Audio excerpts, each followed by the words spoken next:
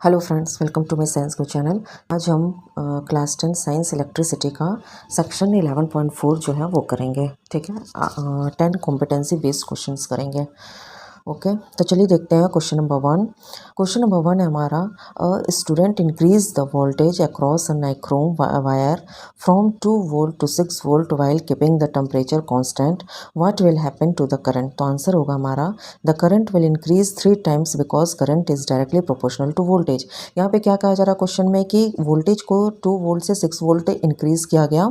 ठीक है, तो इससे जो है क्या हुआ करंट के साथ, है ना, इसकी वजह से करंट पे क्या इफेक्ट हुआ। हमारा आंसर यही होगा कि करंट भी इंक्रीज हो जाएगा 3 टाइम्स, क्योंकि करंट जो है वो वोल्टेज के डायरेक्टली प्रोपोर्शनल होता है।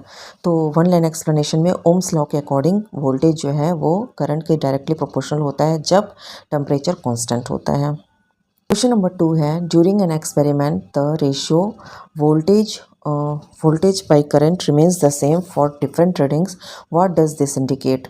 अगर एक्सपेरिमेंट के समय जो रेशियो है वोल्टेज और करंट का वो सेम रहे तो रीडिंग के समय, तो ये क्या इंडिकेट करता है। तो हमारा आंसर होगा, it indicates that the conductor obeys Ohm's law. Conductor जो है वो ओम्स लॉ को फॉलो कर रहा है और इसका रेजिस्टेंस जो है वो कांस्टेंट है। वन लाइन एक्सप्लेनेशन में यही है कि जो कांस्टेंट वी आई रेशियो है उसका मतलब होता है कांस्टेंट रेजिस्टेंस। नंबर 3 है, two wires have the same voltage across them, wire A carries 2 ampere current while wire B carries 4 ampere current, which wire has lower resistance. है दो wire है, ठीक है, जिसका वोल्टेज जो है वो सेम रहेगा। वायर ए के पास करंट जो है वो 2 एम्पियर है, वायर बी के पास करंट 4 एम्पियर है, तो किस वायर का रेजिस्टेंस लो होगा। तो हमारा आंसर होगा बी वायर का रेजिस्टेंस लो होगा, क्योंकि it allows more current to flow at the same voltage पे ये ज़्यादा करंट फ्लो करने के लिए अलाउ करता है। वन लाइन एक्सप्लेनेशन यही है कि जितना ज़्यादा करंट होगा सेम वोल्टेज पे, मतलब रेजिस्टेंस जो है वो लोअर होगा। ठीक है, मैं आपको बता दूं कि ये जो मेरा पीडीएफ है ये पेड है, ये पेड भी आपको मिल जाएगा।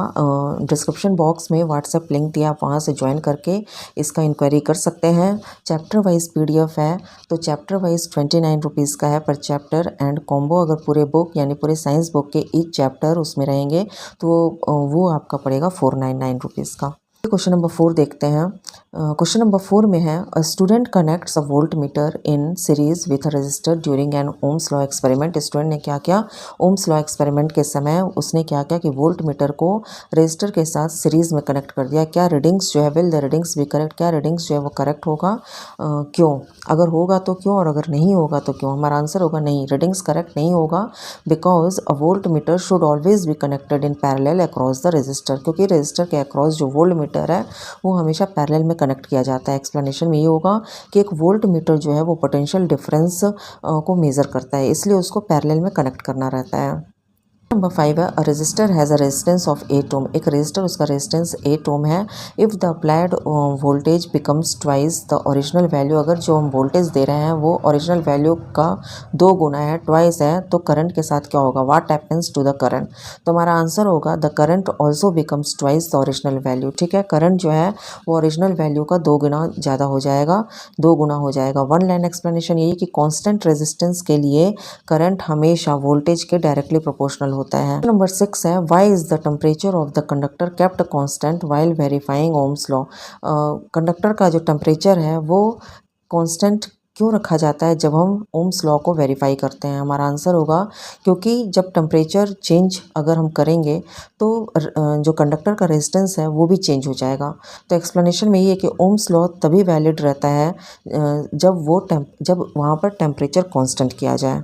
क्वेश्चन नंबर 7 है, a wire allows electric current to pass very easily. Wire जो है वो इलेक्ट्रिक करंट को वेरी इजली पास करता है। What can you conclude about its resistance. तो इसके रेजिस्टेंस से तुम क्या समझते हो। हमारा आंसर होगा the wire has low resistance. इसका मतलब यही है कि वायर का रेजिस्टेंस लो होता है। ठीक है, एक्सप्लेनेशन में यही कि good conductors offer less resistance to current. Good conductor हमेशा जो है वो लेस रेजिस्टेंस ऑफर करता है करंट के लिए। क्वेश्चन नंबर 8 है, a student replace the nichrome wire with a torch bulb in the same circuit. ठीक है, सर्किट सेम है जिसमें वो नेक्रोम वायर की जगह टॉर्च बल्ब यूज़ करता है, तो क्वेश्चन है कि the ammeter reading changes why, ammeter reading जो है वो चेंज होगा क्यों। आंसर है हमारा because the torch bulb has a different resistance than the nichrome wire, nichrome wire से अलग है टॉर्च बल्ब का जो रेजिस्टेंस है वो डिफरेंट होगा। एक्सप्लेनेशन होगा डिफरेंट मटेरियल्स का डिफरेंट रेजिस्टेंस होता है। क्वेश्चन नंबर 9 है why does the V I graph, ठीक है, वो वी आई ग्राफ का मतलब पोटेंशियल डिफरेंस और करंट का ग्राफ जो है ओमिक कंडक्टर के लिए why does the V I graph for an ohmic conductor pass through the origin. इसमें ये बोला जा रहा है कि वी आई ग्राफ जो है वो ओमिक कंडक्टर का जो वी आई ग्राफ है वो ओरिजिन के थ्रू क्यों पास होता है। आंसर है हमारा because voltage and current increase proportionally from zero, क्योंकि वोल्टेज और करंट जो है वो ज़ीरो के साथ प्रोपोर्शनली इंक्रीज होता है। तो एक्सप्लेनेशन में यही है कि एक स्ट्रेट लाइन ग्राफ जो है ओरिजिन से वही ओम्स लॉ को कंफर्म कर पाता है। नंबर 10 है rheostat is added to a circuit, what is its purpose. Circuit में रियोस्टैट ऐड करते हैं, इसका पर्पस क्या है। तो हमारा आंसर होगा कि rheostat is use to increase और decrease the current by changing the resistance. Rheostat जो है वो करंट को इंक्रीज कर देगा या डिक्रीज करेगा रेजिस्टेंस को चेंज करके, ठीक है, bye changing the resistance. One line explanation ये होगा कि रियोस्टैट जो है वो किसको कंट्रोल करता है, करंट को कंट्रोल करता है बिना उसके वोल्टेज सोर्स को चेंज किए। तो अगर आपको मेरा ये वीडियो पसंद है तो please like and subscribe my channel.